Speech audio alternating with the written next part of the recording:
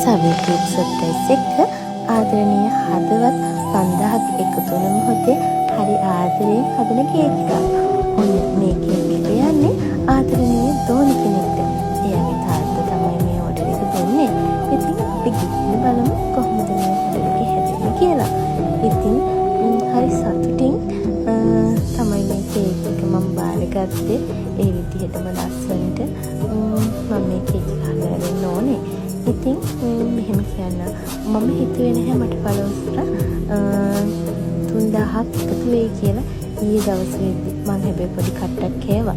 ඒ ඇඩි වෙනකම් මම ෆලෝ කරලා තමයි කට්ටිය ගොඩාක් මාවත් ෆලෝ කරගත්තේ.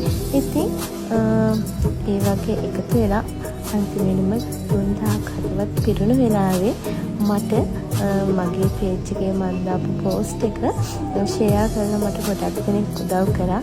ඒ ෂෙයා කරපු එකෙන් ඉතින් මට හදවත් 5000ක් දවසක් ඇතුළත ඒ කියන්නේ 2000ක් වැඩි වෙලා තියෙනවා. ඉතින් හරි සතුටුයි මම යන ගමන ගැන. ඉතින් බලමු මේ කේක් එක අවසානයේ ලස්සනයි කියලා කියන්න හොඳේ. ඔන්න ඔයාලගේ ආදරණීය සර්ප්‍රයිස් ගන්න ඕන සවි කේක් සර්ප්‍රයිස් අපිට එකතු වෙන්න වගමුණ පොළොන්නරු ඊරිතලේ දියපෙදිම ඇල්හැර අවට ඔයාලට පුළුවන්